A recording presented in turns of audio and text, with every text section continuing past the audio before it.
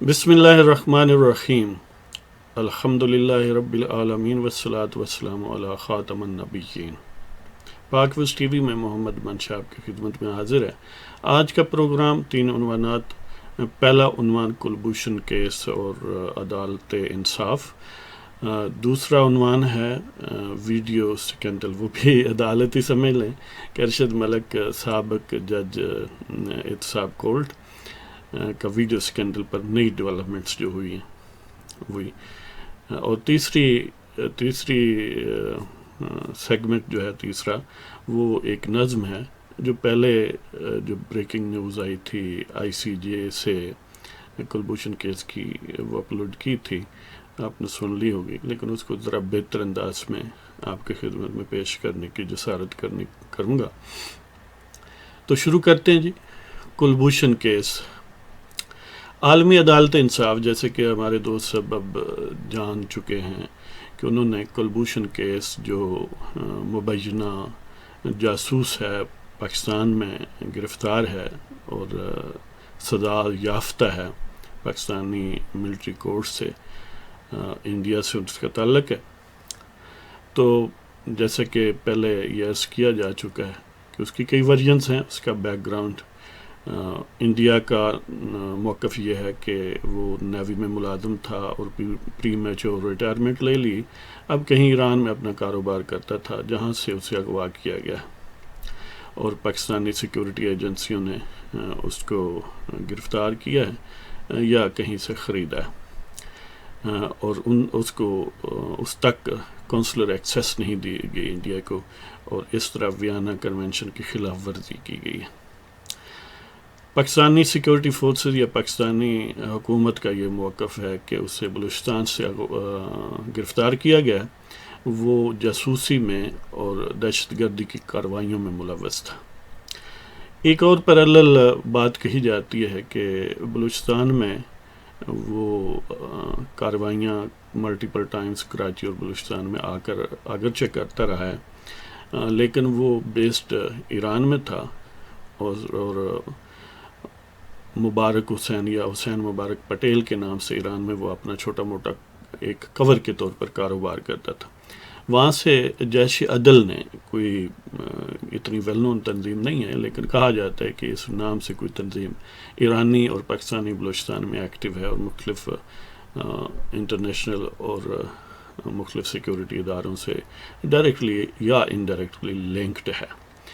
تو اس شخص کو، کلبھوشن یا دیو کو یا یداج کو، یا جیسے بھی آپ پروناؤنس کریں، اس کو ایران سے اغوا کیا گیا اور پھر پاکستانی سیکیورٹی فورسز کو ہینڈ اوور کیا گیا یا بیچا گیا۔ اب جو بھی حقائق ہیں، لیکن ہمارا آفیشیل موقف یہ ہے کہ اسے بلوچستان سے جاسوسی کرتے ہوئے اور پاکستان میں دہشت گردی کے حوالے سے گرفتار کیا گیا، اور وہ انڈین نیوی کا سرونگ کمانڈر ہے۔ تو گویا وہ آفیشیل مشن پر تھا، حکومت انڈیا یا بھارتی سیکیورٹی اداروں یا افواج کی طرف سے پاکستان میں مخصوص مشن پر تھا۔ تو کیونکہ وہ ٹیرورزم ریلیٹڈ معاملہ تھا اور اسپائنگ والا معاملہ تھا، اس لیے اس کو یہ رائٹ نہیں پہنچتا کہ اسے کونسلر ایکسیس دی جائے یا اسے ان چارجز کے حوالے سے انڈیا کے ساتھ کمیونیکیٹ کرنے دیا جائے۔ تو بہرحال پاکستان کی فیلڈ مارشل کورٹ نے اس کو سزائے موت دی اور اس کو جاسوسی اور ٹیرورزم کا مجرم قرار دیا۔ اس پر پھر انڈیا والے جو ہیں وہ انٹرنیشنل کورٹ آف جسٹس، جو کہ ہیگ ہالینڈ میں بیسڈ ہے، وہاں اس کیس کو لے کر گئے۔ وہاں پر ظاہر یہ سال ڈیٹ سے تقریباً معاملہ چل رہا ہے۔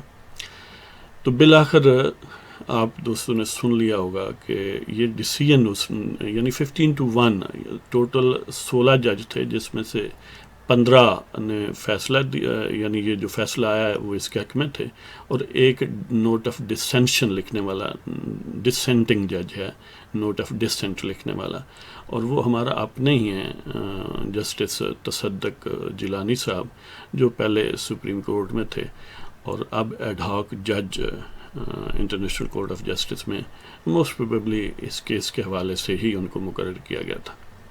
تو انہوں نے ڈسینٹ کیا ہے۔ اب وہ ہے کیا فیصلہ؟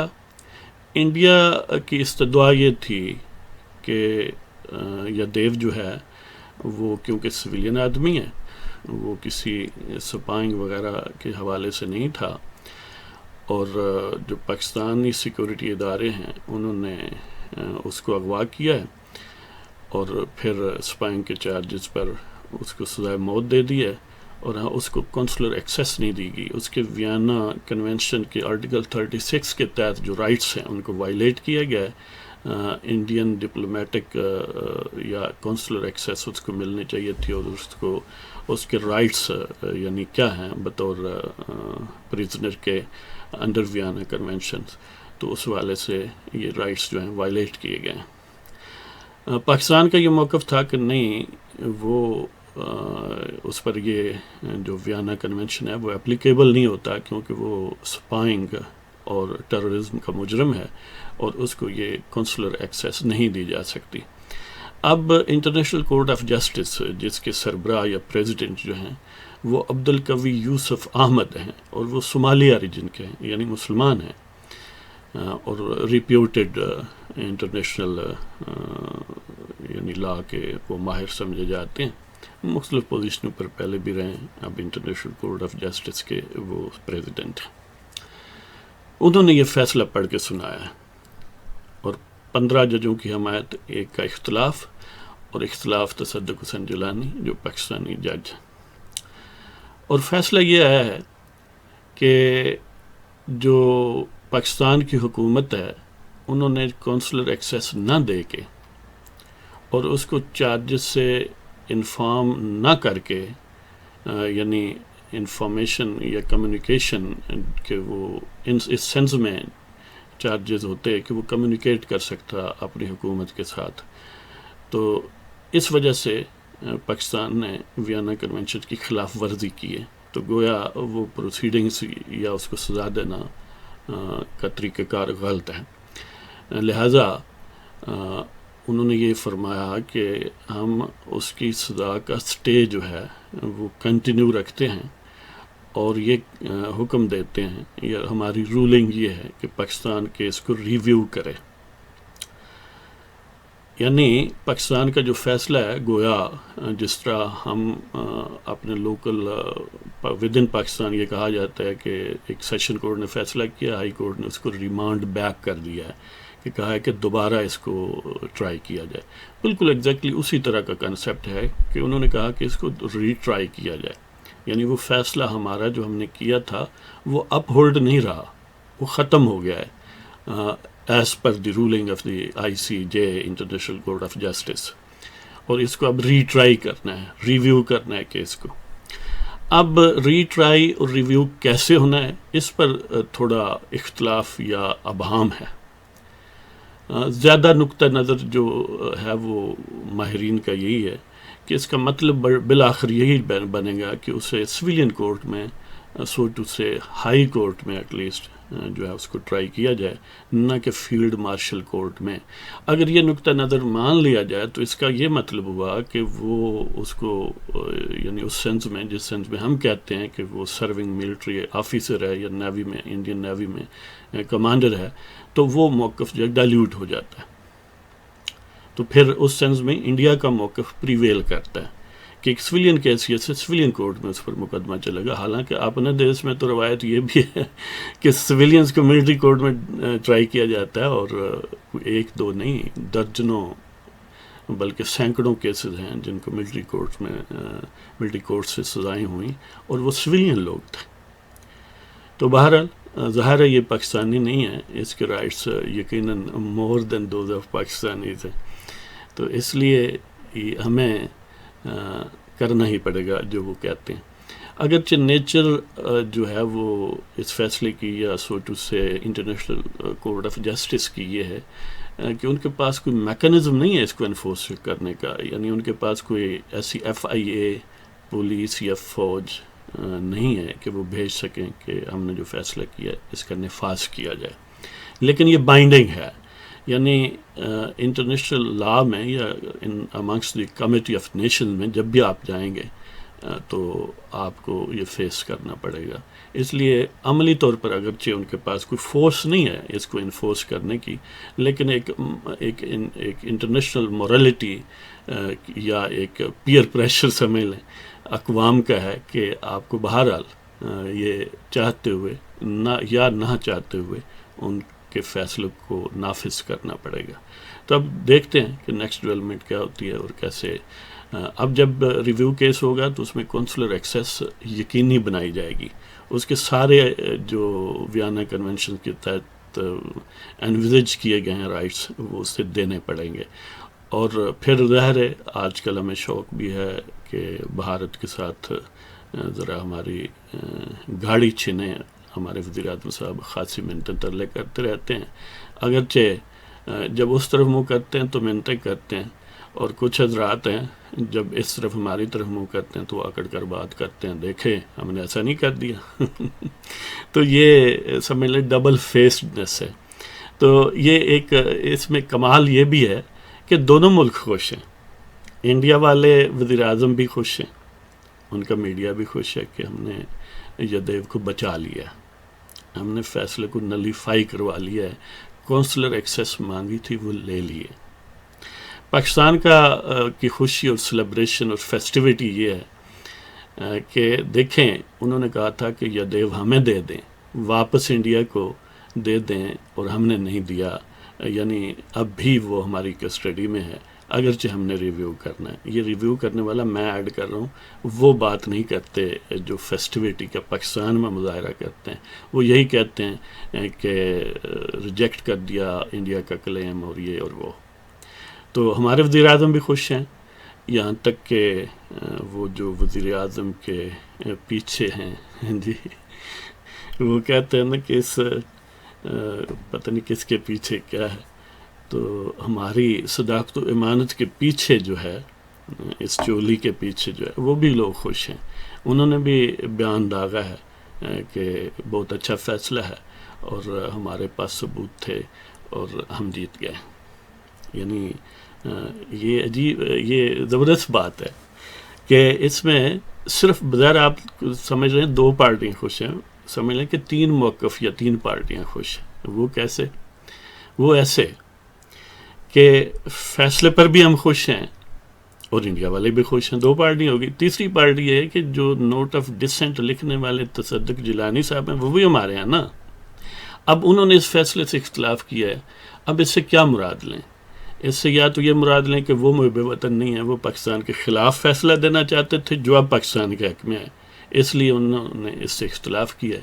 تو لہٰذا اگر یہ موقف مان لیں تو پھر ان کو غدار کلب میں شامل کرنا پڑے گا جس کی اب ضرورت فی الحال نہیں ہے.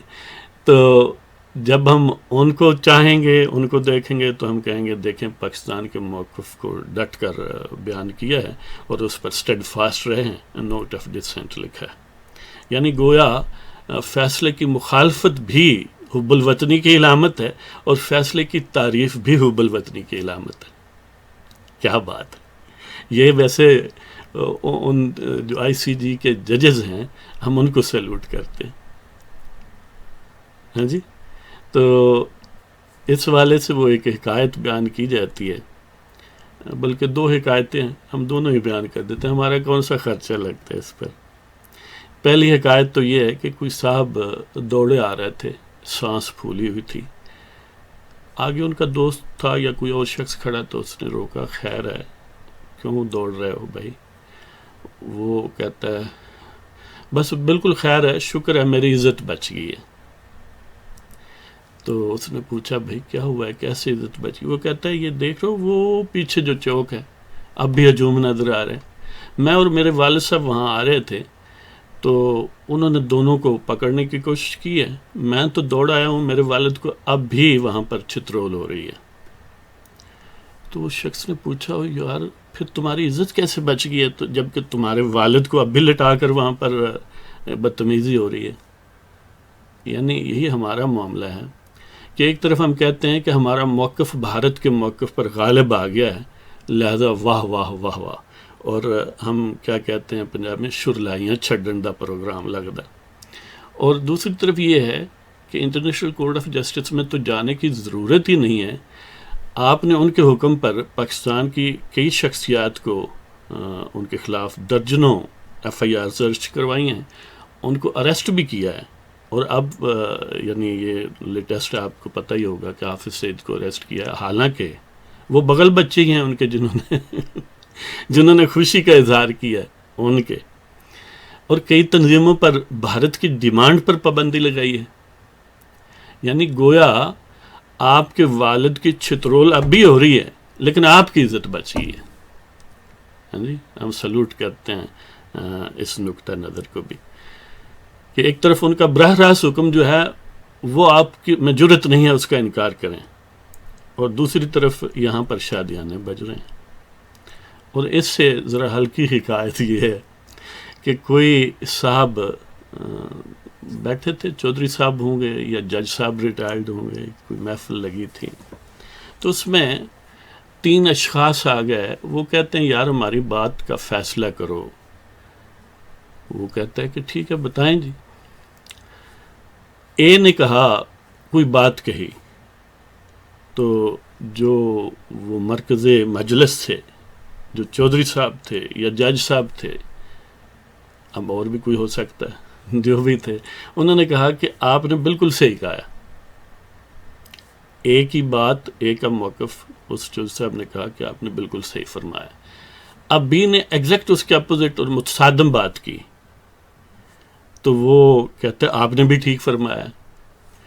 اب تیسرا شخص جو تھا اسے تعجب ہوا. وہ کہتا ہے چودھری صاحب یہ کیا ہوا کہ اے نے ایک بات کی ہے وہ بھی ٹھیک ہے, اور اس کے بالکل متصادم اور مخالف اور متضاد بات بی نے کی ہے وہ بھی ٹھیک ہے. تو چودھری صاحب نے کہا آپ بھی ٹھیک کہتے ہیں. تو لہذا وہ تینوں ٹھیک تھے. اس لیے عدالت انصاف سے جو فیصلہ ہے اس میں تینوں ٹھیک ہیں. انڈیا کی بھی خوشی بنتی ہے, پاکستان کی بھی خوشی بنتی ہے, اور تصدق جیلانی ہیرو بھی بنتے ہیں, حالانکہ وہ فیصلے کے مخالف ہیں. ان کا موقف بھی چلو سن لیں. ان کا موقف یہ تھا کہ یہ یعنی ایگزیکٹ جو آفیشیل موقف پاکستان کا ہے کہ اس پر آرٹیکل 36 ویانا کنونشنز کا اپلیکیبل نہیں ہے, کیونکہ یہ پاکستان یعنی پاکستان اور انڈیا کے درمیان کچھ ایسے معاملات ہیں, معاہدات ہیں یا ایک ڈپلومیٹک رسم ہے کہ اس میں اسپائنگ اور ٹیررزم ریلیٹڈ لوگوں کو کونسلر ایکسیس نہ دینے پر اتفاق ہے. تو وہ یہ کہتے تھے کہ اس پر ویانا کنونشن لاگو نہیں ہوتا. یعنی حکومت پاکستان کا جو موقف ہے وہی ان کا موقف تھا, اور وہ موقف وہاں پر پریویل نہیں ہو سکا. اس موقف نے شکست کھائی ہے, لیکن پھر بھی ہم خوش ہیں. اور ظاہر تصدق جیلانی بھی محب وطن ہیں, ان کی تو بات بالکل صحیح ہے کہ انہوں نے وہی موقف اپنایا جو حکومت پاکستان کا ہے. تو لہذا اے بھی ٹھیک ہے, بی بھی ٹھیک ہے, اور سی بھی ٹھیک ہے.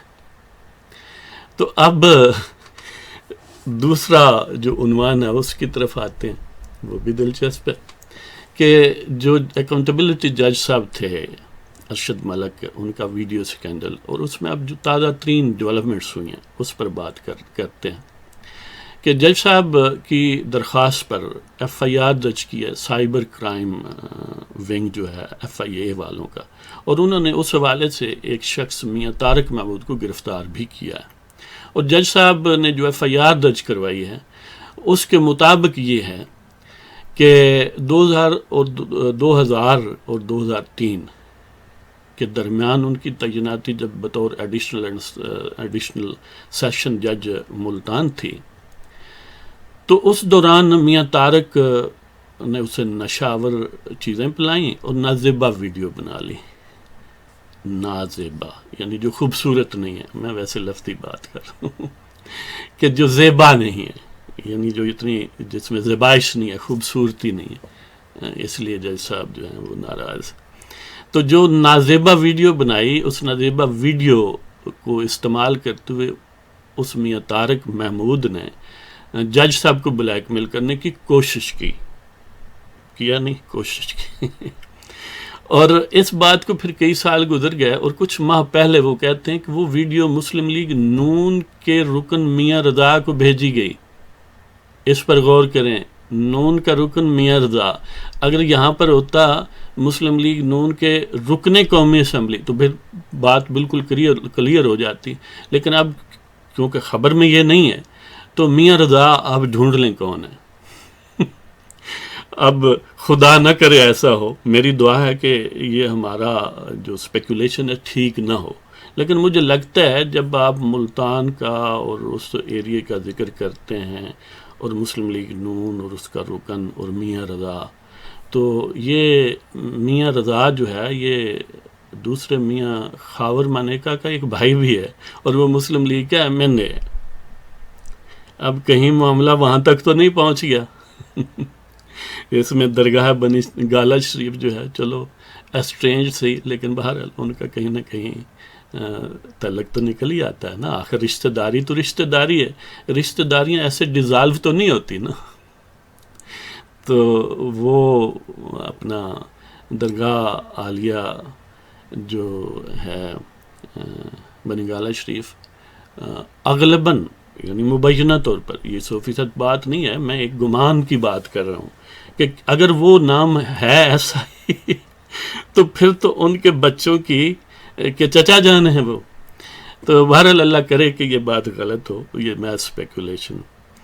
تو جج صاحب نے اس ویڈیو کی بنیاد پر یہ FIR درج کروائی ہے، اور پھر یہ بھی اس میں یہ فرمایا کہ اس ویڈیو کی بنیاد پر جو کہ میاں رضا مسلم لیگ نون کے رکن نے حاصل کی تھی، اس پھر ویڈیو کی بنیاد پر کئی اشخاص نے اس کو بلیک میل کیا، یعنی پہلے میاں طارق محمود نے بلیک میل کیا، اس نے میاں رضا کو بیچی، میاں رضا کو بیچی تو پھر اس کے وہ اس کے کوئی تعلق والے ہوں گے جن کو اس نے دی ہے یا ان کو پتہ ہوگا، تو وہ کہتے ہیں کہ اس ویڈیو کی بنیاد پر ناصر جنجوعہ ناصر بٹ، یعنی اب دو ناصرین ہو گئے، ناصر جنجوعہ بھی ہے، ناصر بٹ بھی ہے، خرم یوسف بھی ہے، مار غلام جیلانی بھی ہے، انہوں نے اس کو بلیک میل کیا، اور بلیک میل کے ذریعے نواز شریف کے متعلق جو مقدمات تھے ان میں مدد چاہیے۔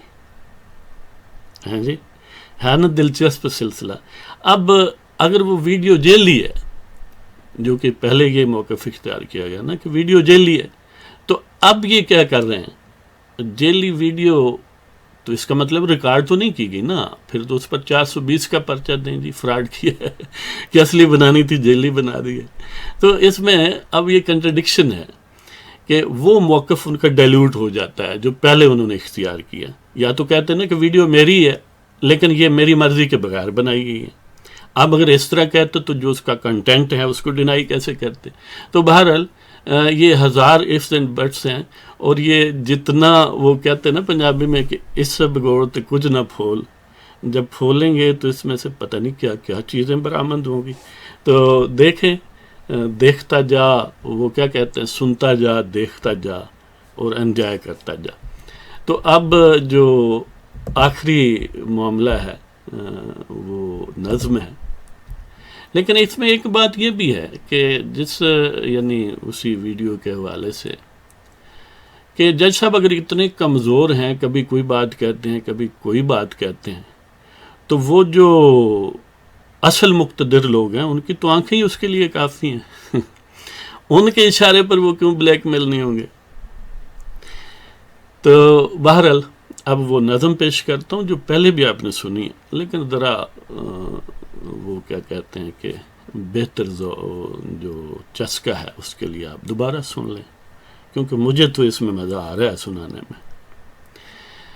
کہ پرانی عادت اب بھی گئی نہیں، جیسے وہ آپ کو حکایت سنائی ہے نا کہ باپ کو چترور ہو رہی ہے لیکن بیٹے کی عزت بچ گئی ہے۔ عنوان ہے عالمی عدالت اور کلبھوشن، کہ پرانی عادت اب بھی گئی نہیں، پرانی عادت اب بھی گئی نہیں، یہ بے عزتی میرے لیے نئی نہیں، پرانی عادت اب بھی گئی نہیں، یہ بے عزتی میرے لیے نئی نہیں، ذلت کا پورا پورا سامان رکھا ہے، ذلت کا پورا پورا سامان رکھا ہے، بے سود بے اثر میری صحیح نہیں، پرانی عادت اب بھی گئی نہیں، یہ بے عزتی میرے لیے نئی نہیں، ذلت کا پورا پورا سامان رکھا ہے، بے سود بے اثر میری صحیح نہیں، گھر میں بھی جو عدل گزیدہ ہو، گھر میں بھی جو عدل گزیدہ ہو متعجب بالکل میرے بھائی نہیں، یعنی جس کے گھر پر پہلے ہی وہ عدل سے ڈسا ہوا ہو تو وہ شخص متعجب نہیں ہوگا ان باتوں سے، اس لیے کہ اس کے لیے تو یہ معمول کی بات ہے۔